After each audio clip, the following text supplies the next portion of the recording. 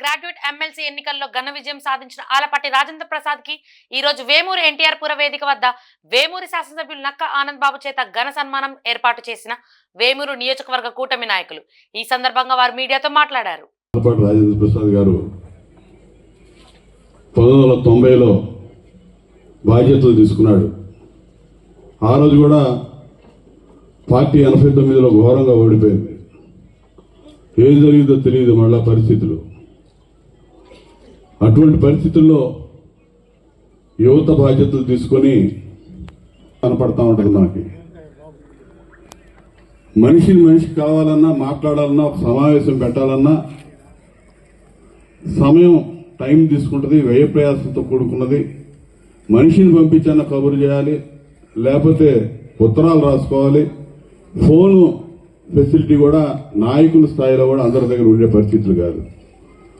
అటువంటి పరిస్థితుల్లో బాధ్యతలు తీసుకున్నటువంటి వ్యక్తి ఆ రోజు మాచార్ల నుంచి రేపల్లె బాపట్ల దాకా మారుమూల గ్రామాలకు కూడా ఏ విధంగా తిరిగేవాడో నేను చూసేవాడిని, పక్కనే నడుస్తా. ఎక్కడ పోటీ చేస్తాడనేది ఎవరికి తెలియదు. పెదకూరపాడు నియోజకవర్గం అనేది ఎక్కువ వినపడతా ఉండేది. అందరం 24 గంటలు పక్కనే ఉండేవాడు. నాకు అర్థమయ్యేది కాదు ఎక్కడ పోటీ చేస్తాడా ఏంటా అని.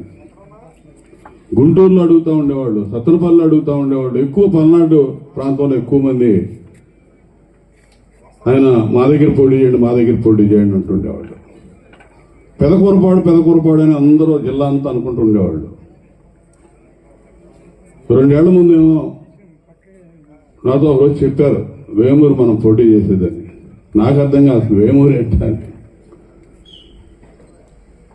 మరి ఆ రోజు ఆయన తీసుకున్నటువంటి నిర్ణయం పోటీ చేయటం ఈరోజు 30 ఏళ్ళు అయిపోయినా కూడా ఆయన మీద ఉన్నటువంటి ప్రేమాభిమానాలు ప్రజలకు ఎవరు కూడా తగ్గల. ఆయన 3 సార్లు పోటీ చేశాడు, 2 సార్లు ఎమ్మెల్యేగా మంత్రిగా పనిచేశాడు ఈ నియోజకవర్గంలో. 5 ఏళ్ల గ్యాప్ తర్వాత ఎస్సీకి రిజర్వ్ అయితే నన్ను పెట్టాడు ఇక్కడ. నేను 4 సార్లు పోటీ చేశాను. అంటే 30 ఏళ్ళలో దాదాపు 4 సార్లు ఇది 5వ తెలుగుదేశం పార్టీ ఇక్కడ ఈ విధంగా అప్రతిహతంగా ముందుకు పోతా ఉందంటే అధికారం ఉన్నా లేకపోయినా మధ్యలో 10 ఏళ్ళు లేవు, ఉన్నా లేకపోయినా ఆ ఫౌండేషను మరి ఆయన తీసుకున్నటువంటి చొరవ, ఆయన చూపించినటువంటి ప్రేమాభిమానాలు ప్రజల మీద అటువంటి అని చెప్పి సందర్భంగా తెలియజేస్తా ఉన్నాను. నేను కూడా ఎమ్మెల్యే అయ్యేటప్పటికీ నా విధానం వేరు, నేను పెరిగిన విధానం వేరు, నా రాజకీయం, నా అలవాట్లు వేరు, నా ఆలోచనలు వేరు. ఇక్కడికి వచ్చా, డెల్టా ప్రాంతం 180 మంది వ్యవసాయ ఆధార జీవనం, రైతులు, రకరకాల కులాలు, వర్గాలు, మతాలు. మరి ఏ విధంగా నెట్టుకొస్తామనేది ఒక భయం ఉండేది మొదట్లో. కాకపోతే ఏంటంటే 2009 అపోజిషన్లో ఎమ్మెల్యే, పెద్దగా ఇబ్బంది ఉంటా ఉండేది కాదు. మరి వారు చూపించినటువంటి మార్గం అంతా నాకు పక్కన తిరిగిన వ్యక్తిగా అన్నీ తెలుసు. నాకు దాదాపు నేను చాలా వరకు అబ్జర్వ్ చేస్తా వెళ్తూ ఉండేవాడిని. ఆయన చేసిన మంచి మొత్తం తీసుకునేవాడిని. దానిలో ఏదైనా కాస్త కోస్త చెడు ఉంటే దాన్ని వదిలేసి నేను కొత్తగా కొంత యాడ్ చేసుకునేవాడిని. దాంతో ఎంతో కొంత సక్సెస్ అయ్యానేమో అనిపిస్తుంది నాకు. ఆయన తీసుకొచ్చి పెట్టినందుకు జనరల్గా ఒక 4 సార్లు పోటీ చేయడం అంటే నియోజకవర్గాలు చూస్తూ ఉంటాం. 1వసారిగా 2వసారిగా 3వసారిగా తిట్టడం మొదలు పెడతారు, వద్దనేది గొడవలు మొదలవుతూ ఉంటాయి. కానీ ఆ చెడు 2వసారికే రానివ్వకూడదు అనుకున్నాను నేను. మొదటిసారి వచ్చినాక 14కి ఆ పరిస్థితి లేకుండా పోటీ చేసాం, గెలిచాం. చంద్రబాబు నాయుడు గారు ఇచ్చిన అవకాశంతో మంత్రిగా కూడా ఆ రోజు రాష్ట్రంలో పనిచేసిన విధానం చూశారు. నాకు ఇచ్చిన అవకాశంతో ఈ నియోజకవర్గం అభివృద్ధి కోసం మరి వచ్చిన అవకాశాన్ని ఏది వదలకుండా అహోరాత్రులు శ్రమించి అభివృద్ధి పదంలో ముందుకు తీసుకెళ్ళడానికి డెల్టా ప్రాంతంలో రకరకాల ఇబ్బందులు ఉండే. అత్యధికంగా ఎస్సీ పాపులేషన్ ఉమ్మడి జిల్లాలోనే వేమూరు నియోజకవర్గం ఈ రోజున్న జనాభాలో దాదాపు 36% ఎస్సీ రిజర్వ్ పాపులేషన్ ఉంది నియోజకవర్గంలో. ఉమ్మడి జిల్లాలో హైయెస్ట్. అన్ని దళిత వాళ్ళు మోకాల్లోతు బురద ఉండేది. దళిత వాళ్ళ నుంచి రోడ్డు మీదకి వచ్చి చదువుకున్న పిల్లలు ప్యాంట్లు పైకి ఎగదనుకొని రోడ్డు మీదకి వచ్చి చెప్పులు వేసుకునే పరిస్థితులు కూడా ఉన్నాయి. చంద్రబాబు నాయుడు గారు ఇచ్చిన అవకాశం సప్లాన్ నిధులు మంత్రిగా వచ్చిన అవకాశంతో దాదాపు మరి ఆ దేవుని దయ వల్ల ఈరోజు మన గ్రామాల్లో ఏ పల్లెలో కూడా సిమెంట్ రోడ్డు లేని పల్లె అనేది లేదని చెప్పుకోవచ్చు.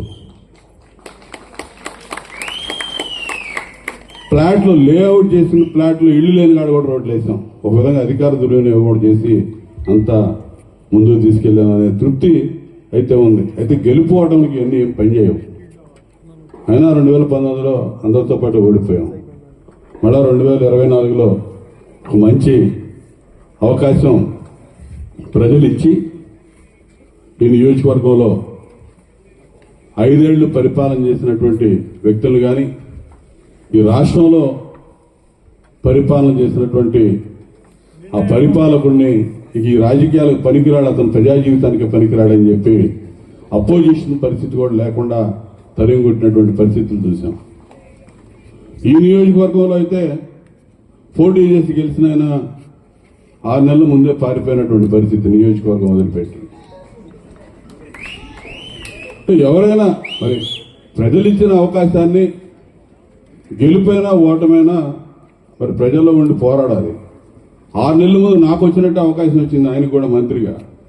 ఆనందబాబు పని చేస్తే నువ్వు 2 పనులు చేయి, పోరాడు, పోటీ పడు, మళ్ళీ పోటీ చేయాలి. ఇక్కడ పోటీ పడి పనిచేసి, కానీ పోటీ పడలేక పారిపోయారంటేనే ఆ రోజే ఇక్కడ ఓటమి అనేది వాళ్ళు ఒప్పుకున్నట్టయింది.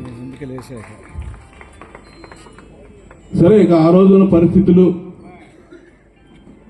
19 నుంచి 24 దాకా రాజకీయాల్లోకి వచ్చినాక, బాగా రాజకీయాలు అవగాహన చేసుకున్నాక 1989 నుంచి నేను చూశాను.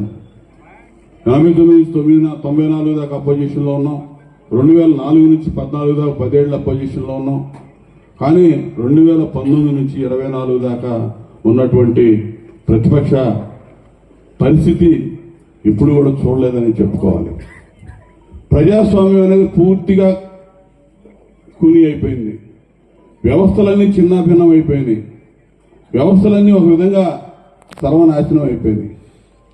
రాజ్యాంగానికి అసలు విలువ లేకుండా పోయింది ఆంధ్రప్రదేశ్ రాష్ట్రంలో.